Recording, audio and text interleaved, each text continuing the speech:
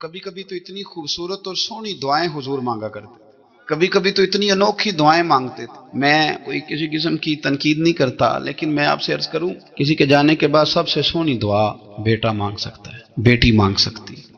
اور حضور صلی اللہ علیہ وسلم نے فرمایا ہے کہ جب کوئی قبر میں جاتا ہے تو وہاں بھی ماں باپ کی دعاؤں کا، بہن بھائی کی دعاؤں کا انتظار کرتا ہے، کوئی دعا مانگے سونی کر کے۔ اب آپ یقین کریں کہ وہ ایک خاص رسم ہے، پیروں نے بھی دعائیں رٹ لی ہیں، وہ پکی رٹی رٹائی کیسٹ ہے، اور قبر پر فاتحہ پڑھنے والوں نے بھی، چونکہ ہمیں تو توفیق نہیں نا کہ ہم کوئی دعائیں دو چار معصورہ دعائیں جو قرآن و سنت میں آئے ہیں وہ یاد کر لیں، تو ہم نے تو ڈیوٹی لگائی ہوتی ہے کہ فلاں صاحب آپ نے دعا مانگنی، اور خدا نہ خواستہ اگر امام صاحب چلے جائیں جنازے کی تکمیل کے بعد اور وہ قبرستان نہ ہے تو پھر تو شاید پرچیاں ڈالنی پڑیں کہ دعا کون کرائے گا، ذوق نہیں۔ لیکن حضرت عوف بن مالک رضی اللہ تعالیٰ عنہ فرماتے اس رنگ میں حضور دعا مانگتے قبر پہ کھڑے ہو کے۔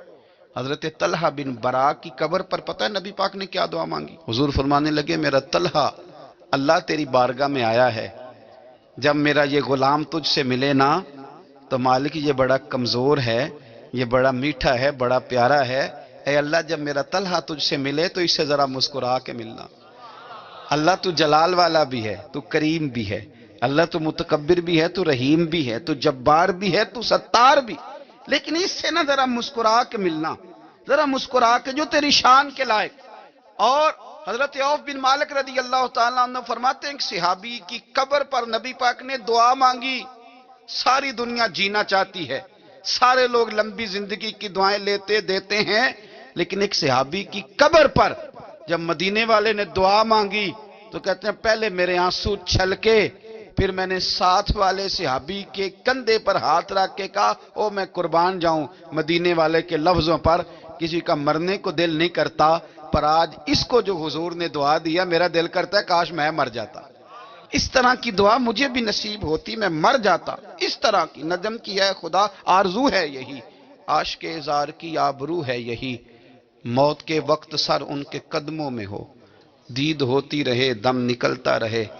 اور کسی نے سادے لفظوں میں کہا تھا آخری ویلے میری آنکھیاں راہ تک نہ تیرا، تیرا تے کچھ بھی نہیں جانا سجنا، پا جامی ایک پھیرا، تو جے تو سر تے آن کھلوویں پھر پردہ رہ جائے میرا، جے تو سر تے آن کھلوویں تے پھر پردہ رہ جائے میرا، تے سوکھا نکلے ساوے ظہوری جے ویخ لواں مکھ تیرا۔ قیمتی ہیرے ہیں زندگی کے لمحے، ان کو ضائع نہ کریں، بس کر دیں بڑا ہو گیا سوشل میڈیا، اور بس کر دیں بڑی ہو گئی خبریں، اور بس کر دیں بڑے ہو گئے فضول تبصرے، اور بس کر دیں۔ امام مسلم رحمۃ اللہ تعالی علیہ جنہوں نے مسلم شریف لکھی ہے، امام صاحب کا وصال زیادہ کھجوریں کھانے سے ہوا تھا، ایک حدیث تلاش کرنی تھی تو کھجوروں کا ٹوکرا پاس رکھ لیا تو کتابیں بھی ٹٹولتے رہے اور کھجوریں بھی کھاتے رہے، صبح حدیث بھی مل گئی اور ٹوکرا بھی خالی ہو گیا، اور کھجوریں اتنی زیادہ کھا لی تھیں کہ وصال کر گئے۔ کسی نے ان سے کہا کہ روٹی نہیں آپ کھاتے، زیادہ کھجوریں کیوں کھاتے ہیں؟ تو آپ فرماتے ہیں میرا کام ہے حدیث تلاش کرنا، میرا کام ہے حدیث کی سند پر بات کرنا، مسلمانوں کو صحیح اسناد کے ساتھ ان کے پیارے نبی صلی اللہ علیہ وسلم کی خوبصورت باتیں ان تک پہنچانا۔ ہمارے ہاں اکثر ہی میں نے دیکھا ہے کہ بعض واعظین اور بعض نقیب حضرات یا بعض ایسے لوگ جو بات کرتے ہیں تو اگر ان کی بات توجہ سے نہ سنی جائے تو وہ خود کئی دفعہ کہہ دیتے ہیں کہ میری بات ضائع نہ کر دینا، میرا جملہ ضائع نہ کر دینا۔ وہ سمجھتے ہیں کہ یہ بڑی اہم بات تھی جو میں کرنے جا رہا ہوں، اور کئی لوگ آپ ان کی بات توجہ سے نہ سنیں تو ان کے چہرے پر اظہار ناراضگی نمایاں ہو جاتے ہیں کہ یار میں بات کر رہا تھا اس بندے نے توجہ ہی نہیں کی۔ تو نبی پاک صلی اللہ علیہ وسلم کی جو باتیں ہیں، جو حضور نے فضائل بیان کیے کہ لا حول ولا قوت الا باللہ تمہیں غموں سے نجات دے گا، اور نبی پاک صلی اللہ علیہ وسلم نے یہ جو فضیلت بیان کی کہ جب تم کہتے ہو سبحان اللہ و بحمدہ سبحان اللہ العظیم تو زمین آسمان کے درمیان جتنی جگہ ہے اتنا اللہ تمہیں اجر کا بھر کے عطا فرماتا ہے اپنے فضل سے۔ تو یہ جو حضور نے مختلف اذکار کی فضیلتیں بیان کی، جو ٹائم بچ جائے وہ ذکر الہی میں لگا دیں، تلاوت قرآن میں لگا دیں، اللہ کی عبادت میں لگائیں، پڑھنے اور لکھنے میں وقت کو آپ یقین کریں بہت سارے لوگ ہیں فارغ ہیں، کبھی کبھی بڑا اہم اور ضروری کام کرنا ہوتا ہے تو بعض دوست ملنے کے لیے آ جاتے ہیں. اب ایک ریسرچ جاری ہے، میں ایک تفسیر کو دیکھ رہا ہوں، مجھے ایک بڑا اہم کام کرنا ہے، ایک دوست ملنے کے لیے آیا ہے اور اس سے پوچھا صاحب آپ کیسے ہیں؟ تو کہنے لگا میں فارغ تھا تو میں نے کہا چلو پیر صاحب کے پاس چلتا ہوں. تو میں اس سے یہ کہہ رہا ہوں کہ میاں جب میں فارغ ہوں گا تو تب آپ کو آنا چاہیے تھا نا، آپ اس کو وقت گزارنے کا ذریعہ تو نہ سمجھیں. اور پھر اگر آپ آئے ہیں تو آپ کو علمی بات کریں، آپ کو دین کی بات پوچھیں، میں آپ کے ساتھ ڈسکس کروں. آپ اگر آ کے اپنے محلے کے کونسلر کی بات چھیڑیں گے تو نہ وہ ہمارے کہنے سے سیدھا ہوا ہے اور نہ اس نے ہونا ہے. تو ہم نے فضولیات میں، ابحاث میں، بحثوں میں الجھ کا ٹائم ضائع کیا. پلٹ کے دیکھو زندگی میں کتنا وقت ضائع ہوا ہے. یہ کبھی دوبارہ ہمارے ہاتھ یہ کبھی ہاتھ نہیں آئے. میرے نبی پاک علیہ السلام نے فرمایا جنتی کبھی افسوس نہیں کریں گے، پر اس بات پر جنتی بھی افسوس کریں گے کہ یار وہ 4 لمحے ضائع کیوں ہو. حضرت عبداللہ ابن عمر گزر رہے تھے تو ایک قبر پر نظر پڑی آپ کی، تو آپ نیچے اتر آئے گھوڑے سے، تو تھوڑا سا سائیڈ پہ مصلی بچھایا اور 2 رکعت نماز ادا کی. پھر سفر شروع ہوا تو آپ کے خادم جو ساتھ تھے وہ عرض کرنے لگے حضور آپ کی اس بات کی سمجھ کوئی نہیں آئی کہ آپ نے گھوڑے سے اترے اور صرف 2 رکعتیں پڑھی اور چل دیے. تو آپ فرمانے لگے کہ میں جب گزر رہا تھا تو میرے دل میں خیال آیا کہ یہ جو قبر میں لیٹا ہوا ہے نا، یہ تو ترس گیا ہوگا کہ مجھے 2 رکعتوں کا وقت ہی مل جائے. حضرت عبداللہ ابن عمر کہتے ہیں میرے ذہن میں خیال آیا کہ قبر میں لیٹ کے ترس رہا ہوگا کہ مجھے 2 رکعتوں کا. لیکن یہاں تو لوگوں نے میرے بھائی 6 گھنٹے گردنیں تھک گئی موبائل پہ جھکی ہوئی، لیکن محمل اور فضول اور کوئی معنی نہیں اور کوئی مقصود نہیں، اور اس نے یہ کہہ دیا تو اس نے وہ کر دیا اور اس نے یہ آج کل جو بیماری چلی ہے نا، اس سے سب سے زیادہ نفسیاتی مریض وہ لوگ بن رہے ہیں جن کا تعلق موبائل اور خبروں سے زیادہ ہے.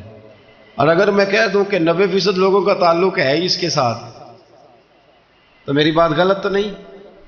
کیونکہ ہر وقت ہم اسی کو دیکھتے رہتے ہیں، ادھر یہ ہو گیا، ادھر وہ ہو گیا، ادھر ایسے ہو گیا.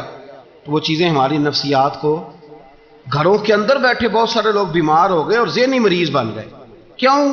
اس لیے کہ انہوں نے اپنا دل نہ قرآن پاک میں لگایا، نہ تلاوت میں لگایا، نہ اذکار میں لگایا، نہ وظائف میں لگایا، نہ ہماری طبیعت ہے یہ کام کرنے کی. تو الٹا سیدھا سوچ ساچ کے تو ہم الجھ جاتے ہیں. یہ گھروں میں جھگڑے زیادہ کیوں ہوتے ہیں کہ بہو ذکر نہیں کرتی اللہ کا، ساس کے خلاف ہی سوچتی رہتی ہے. اور ساس ناراض نہ ہو، ساس و سسر جن کی عمر اب اتنی زیادہ ہو گئی ہے کہ اب اگلا سٹیج دنیا سے جانے کا ہی ہے، وہ بھی اتنی توجہ کرتے ہیں کہ یہ میرا بیٹا کیا آج شام کو مٹھائی کا ڈبہ لایا ہے کہ یہاں وہ مالٹے سیب لایا ہے. اگر ساری توجہ ادھر دینی تھی تو اس سے زیادہ بہتر نہیں تھا کہ مصلی کو وقت دیتے. اتنی باریکی سے لوگوں کا خیال نہ رکھیں، اپنا خیال رکھیں.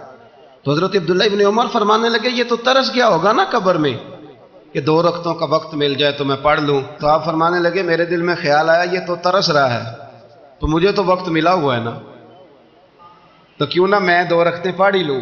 علامہ اقبال نے ایک بات لکھی ہے. اقبال کہتے ہیں جب میں لندن میں وکالت کرتا تھا تو ایک خاتون تھی، لیڈی بارنس اس کا نام تھا. چھوٹے موٹے مقدمات لے کے وہ میرے پاس آتی تھی. بی بی ایک ہوٹل چلایا کرتی تھی. اس کا خامن جو تھا وہ فوج میں ملازم تھا. اقبال نے خود لکھا ہے، اقبال فرماتے ہیں کہ ایک دن وہ خاتون پھر کسی کیس کے سلسلے میں میرے پاس آئی، تو جب وہ آئی تو اس نے نقاب اوڑھا ہوا تھا، برقع کیا ہوا تھا. تو چونکہ اس نے نقاب اوڑھا تھا مسلمانوں کی نشانی تھی. نقاب اوڑھنا کن کی نشانی ہے؟ اللہ آپ کو خوش رکھے. تو کہتے وہ نشانی چونکہ اہل اسلام کی تھی تو مجھے تجسس ہوا. میں نے کہا لیڈی خیریت ہے؟ میم صاحبہ یہ برقع پہنا ہوا ہے. تو کہنے لگی ہنس کے اقبال مجھے پکا یقین تھا کہ آپ ضرور پوچھیں گے. تو میں نے کہا اچھا تو یہ برقع؟ تو کہنے لگی الحمدللہ میں مسلمان ہو گئی. تو میں نے فوراً کہا کہ آپ کا شوہر تو فوج میں ملازم ہے، فوجی کے لیے بدلنا اور پھر ملکی قانون اور یہ چیزیں. تو کہنے لگی اس نے مجھے کیا کہنا تھا، وہ خود کلمہ پڑھ گیا. تو کہتی ہیں میں اور متجسس ہوا. وہ کیس کی بات کرتی تو میرا تجسس بڑھ گیا. میں نے کہا تو کیس چھوڑ یہ بتا کلمہ کیسے پڑھا؟ تو کہنے لگی اقبال اصل بات یہ ہے کہ میں نا بے اولاد تھی، خامد بھی بڑے اچھے پیسے کماتا، میں خود بھی ہوٹل چلاتی، پر ڈپریشن اور ٹینشن اور بلا وجہ کی پریشانیاں جان نہیں چھوڑ. یہ ٹینشن اور ڈپریشن کا نا مجھے عربی ترجمہ کوئی نہیں ملا. یہ ڈپریشن اور ٹینشن کا نا میں نے تلاش کیا ہے، لیکن مجھے عربی لغت کے اندر ان کے معنی مجھے لگتا ہے کہ اس زمانے میں یہ چیزیں تھی ہی نہیں. ہوتی تو ان کا کوئی نام بھی، یہ آج ہے نا تو اس لیے آج کے زمانے میں ہی نام ہے مفت کا، مفت کی پریشانی. تو کہتی ہے مجھے ٹینشن اور ڈپریشن رہتی تھی ہر وقت، بڑی میں پریشان رہتی تھی. میرے ساتھ ایک عجیب واقعہ ہوا کہ میرے ہوٹل میں نا ایک بابا جی برتن مانجتے تھے، بوڑھے آدمی تھے، 70 سال کے قریب عمر تھی.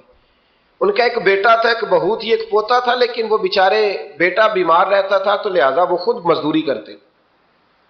کہتے ہیں ایک دن وہ بابا جی میرے پاس آئے، کہنے لگے میم صاحبہ 2-4 دن کی چھٹی چاہیے. تو میں نے کہا خیریت ہے؟ کہنے لگے میڈم میرا بیٹا فوت ہو گیا. بیٹا، آپ کو پتہ ہے باپ کا جنازہ پڑھنا آسان ہے، بیٹے کا جنازہ اٹھانا بڑا مشکل کام. کہتی ہے میں کچھ لکھ رہی تھی، میرے ہاتھ سے قلم گر گیا. میں نے خود گاڑی بھیجی، بابا جی گاؤں چلے گئے جہاں وہ رہتے تھے. کہتی 2-3 دن کے بعد میں اور میرا شوہر گئے تو رستے میں ہم باتیں کر رہے تھے کہ کیا تعزیت کریں گے. ایک ہی بیٹا تھا، کوئی رشتہ دار بھی نہیں، تو اس کی تو کائنات اجڑ گئی، کن لفظوں سے اسے تعزیت کیا کہیں گے. کہتے جب ہم گئے تو وہ ٹوٹی ہوئی چٹائی پہ بیٹھا تھا، کچھ لوگ قریب تھے. ہم نے جا کے کہا بابا آپ مسلمان ہیں، ہم آپ کو کیا نصیحت کریں، ایک ہی بیٹا تھا، کہ کس طرح کر کے ہم آپ کو تسلی دیں. تو کہتے ہیں اس نے آنکھیں کھولی، بوڑھی آنکھوں میں ایمان کی روشنی. کہنے لگا بی بی کیا تعزیت کی بات کرتی ہو، میں نے کوئی پیسے جمع کرا کے بیٹا لیا تھا، خدا نے فضل سے دیا تھا، عدل سے لے گیا ہے. میں اپنے رب کے فیصلوں پہ بڑا راضی ہوں، اللہ بڑا کریم ہے، وہ لے گیا، اس کا مال تھا. آپ یقین کریں ہمارے دیہاتی لوگ یہ کہا کرتے تھے، میں نے کانوں سے سنا ہے. ایک بوڑھے آدمی کا ایک دفعہ بیٹا فوت ہو گیا تو کسی نے اس سے کہا بابا چھوٹی عمر میں بچہ چلا گیا، تو مجھے لفظ نہیں بھولتے. کہنے لگے پتر اللہ دی فصل ہے، کچی بڈے تامی ہو دیے. سنے آپ نے بھی کبھی یہ فکرہ، کچی بڈے تے پکی لے گئے تے تامی ہے جو ہو دی. تو جب اس کا جی چاہا وہ لے گیا. اللہ اکبر. وہ خاتون کہتی ہے کہ وہ بابا جی سے میں نے کہا کہ چلو آپ 1 مہینے کی چھٹی کر لے. تو کہنے لگا نہیں میڈم میں مسلمان ہوں، مفت کی روٹی نہیں کھاتا، مزدوری کر کے کھاتا ہوں، میں انشاءاللہ 2-3 دن کے بعد کام پہ آ جاؤں گا. کہتے ہیں وہ چند دنوں کے بعد آ گیا. اللہ کی قدرت کے ابھی 2-3 ماہ گزرے تھے پھر آیا. میڈم چھٹی چاہیے کچھ دنوں کی. میں نے کہا خیریت ہے؟ کہنے لگے وہ میری بہو بھی ہارٹ اٹیک سے فوت ہو گئی. کہتے اب میں بھی تڑپ گئی اور عیسائی ہو کہ میری آنکھوں میں آنسو آ گئے. میں نے کہا گھر کا دروازہ بند ہو گیا، اب یہ بیچارہ کیا کرے گا. وہ اپنے شوہر کے غم میں ہارٹ اٹیک سے فوت ہو گئی.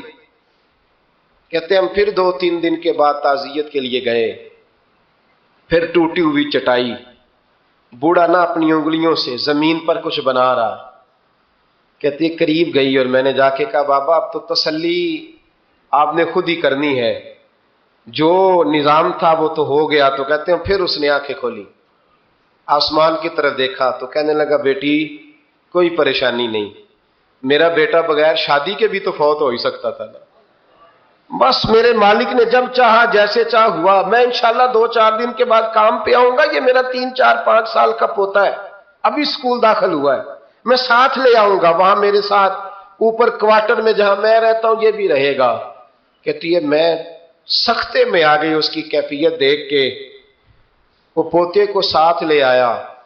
کبھی کبھی میں دیکھتی چھت پہ کھڑے ہو کے کہ دادا گھوڑا بنا ہوا ہے اور پوتا سواری کر رہا ہے. وہ سویرے اٹھتا اس کو سکول چھوڑ کے آتا، شام کو لے کے آتا، پیار کرتا، محبت کرتا. 3ری منزل پر ہم نے ایک کوارٹر دیا ہوا تھا، وہاں دادا پوتا رہتے. اللہ تو بڑا بے نیاز ہے. کہتی ہے اقبال ایک دن نا پوتا اوپر والی منزل پہ کھیل رہا تھا، اس کا پیر پھسلا، وہ گردن کے بل زمین پہ گرا. مجھے خبر ہوئی تو میں دوڑی، ایمبولینس منگائی. خون سے لتھڑے ہوئے اس بچے کو دادے نے اپنی گود میں رکھا. اور جب ہم ہسپتال کی طرف گئے تو ہاسپٹل بعد میں آیا، جناب اسرائیل پہلے آ گئے اور کہتے ہیں وہ گود میں دم توڑ گیا. پھر دادے نے اسے اپنے ہاتھوں سے غسل دیا، پھر اس نے اپنے بوڑھے ہاتھوں سے قبر کھودی اور پھر مٹی ڈال کے کہنے لگا اِنَّ لِلَّهِ وَإِنَّا إِلَيْهِ رَاجِعُونَ، جے سونا ہی میرے دکھ وچ راضی، جے سونا ہی میرے دکھ وچ راضی۔ پھر سکھ نو چلے ڈاما، کہتے ہیں وہ مٹی ڈالی اس نے، اور جب وہ واپس پلٹا تو میں بازو سے تھام کے ہوٹل قریب لائی، اور میں نے اس کے قریب کہا کہ بابا تو ٹوٹ گیا ہے، تو بکھر گیا ہے، مجھے محسوس ہوتا ہے کہ اب نہ تیری راتیں اور تیری صبحیں اور تیری شامیں غموں میں گزریں گی۔ تو کہتے ہیں یوں اس نے ہاتھ رکھے اور یوں آنسو چھٹک دیے، کہنے لگا میڈم کیوں میرے اندر کوئی عقیدہ نہیں، میں کوئی لوارث ہوں، میرا کوئی رب نہیں، میں کیوں پریشان رہوں گا، میں تو پکا ہوا پھل ہوں، تھوڑے دن گزریں گے قبر میں جاؤں گا، اور جب جنت میں جاؤں گا تو اللہ میری بیٹے سے بھی ملاقات کرائے گا، میرے پوتے سے بھی ملاقات کرائے گا، میرا رب ساری ملاقاتیں کرا دے گا، میں اپنے اللہ کی رضا پہ بڑا راضی ہوں۔ وہ خاتون کہتی ہے میرا اور میرے شوہر کا کلیجہ پھٹنے لگا، میں نے کہا بابا یہ جذبہ کہاں سے ملتا ہے، یہ سکون کہاں سے آتا ہے، یہ کیفیت کیسے ملتی ہے؟ مجھے کہنے لگا تو نے لینی ہے؟ میں نے کہا، تو کہنے لگا تو بھی گنبد خضرا والے نبی کا کلمہ پڑھ جا، تو بھی رسول اللہ کا کلمہ پڑھ جا۔